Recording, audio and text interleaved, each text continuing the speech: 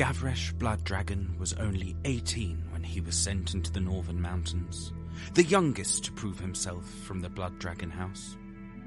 There must have been a lot of confidence in this man to be sent off so young, or perhaps it was the fastest way to be rid of an incapable son. You can never tell with a Blood-Dragon. He was a slim man, well trained, but slim, and stood at just under 6 foot. Gavresh was a descendant of Verlaine, princess of the Iduard royal family and daughter of King Ronar.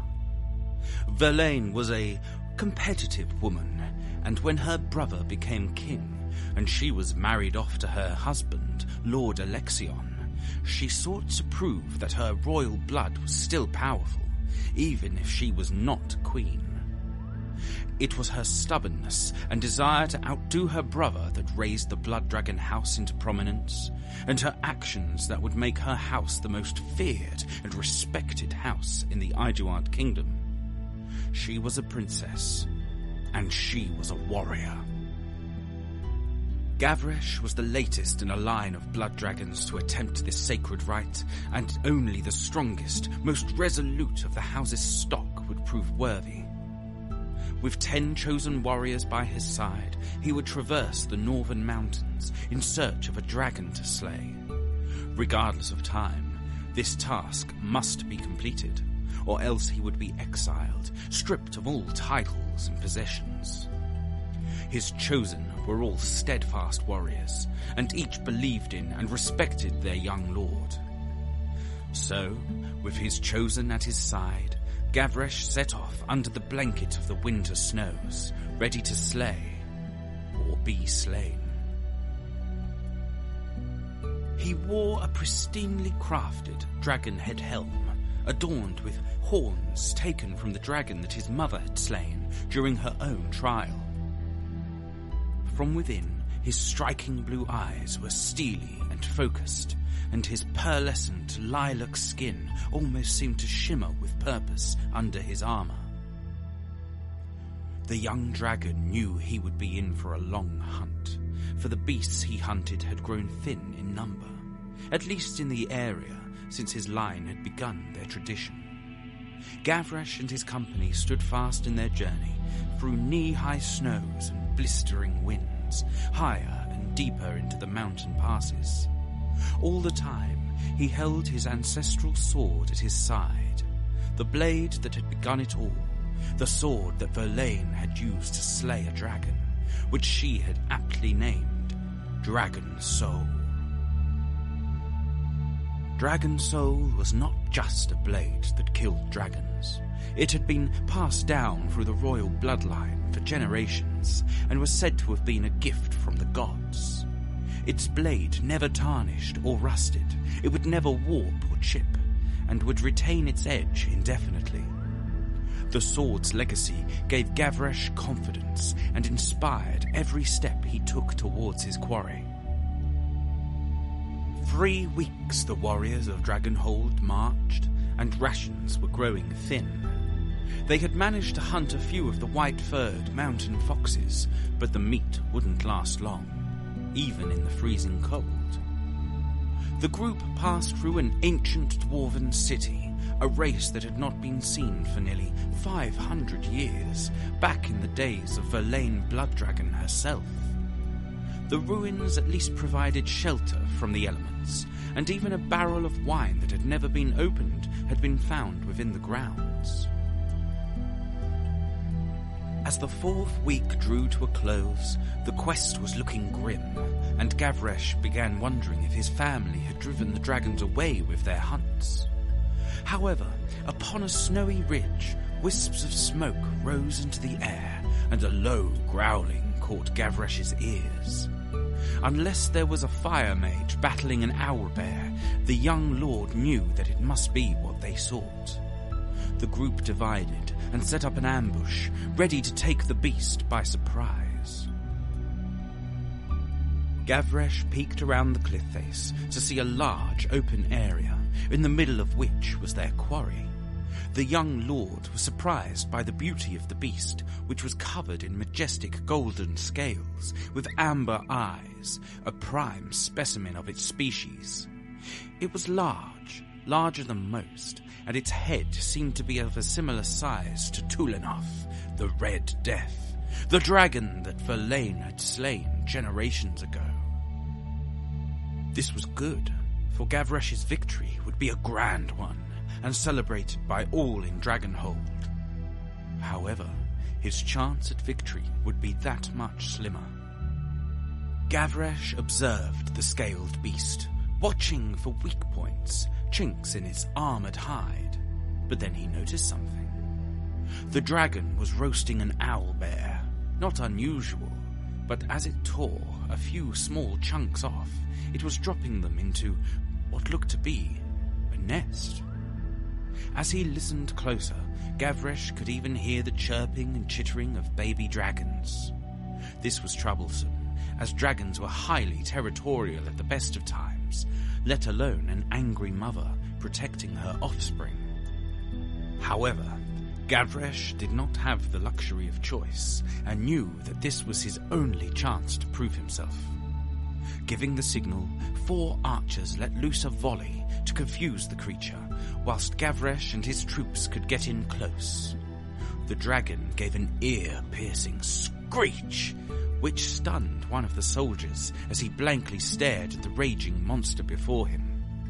Gavresh called to the man, but the dragon had already recomposed itself and lumbered forward, its blood-lined maw gaping open, burying the man waist-deep, its teeth impaling him like dozens of lances and swords.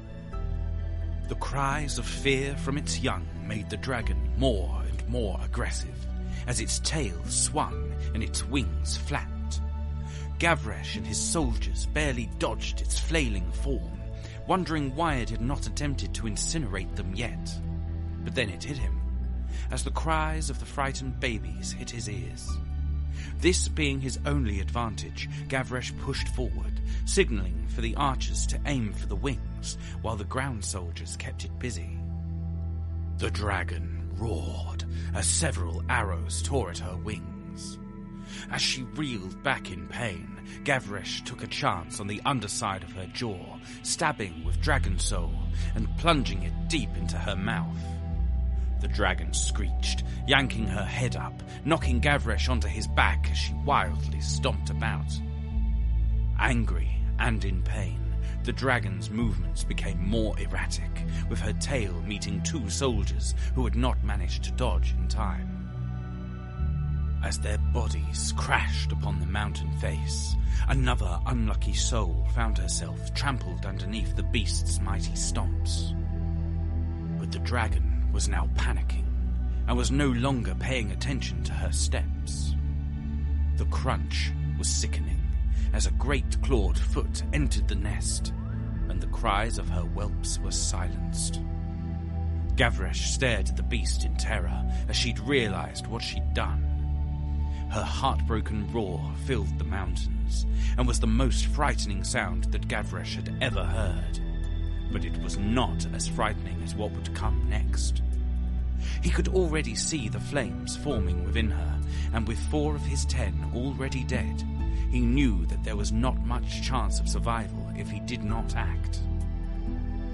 He could see the gaping wound that he'd inflicted, and knew that was his best hope at striking the deciding blow. The gash in the dragon's lower jaw was spilling saliva and blood, which was pooling on the ground below. She pulled back, ready to unleash a torrent of flame, and Gavresh was ready. He sprinted forward, with Dragon Soul tightly gripped in his hand. The dragon poured forth an inferno, which consumed another of Gavresh's soldiers, but the young lord was already beneath the beast. His strike was strong, his form exemplary. The sword of his ancestor glided through the dragon's mouth and up into the skull, which was confirmed by the feeling of steel upon bone. The flames had stopped, and the beast lay dead. Gavresh pulled the sword from its head and thanked the gods for his victory.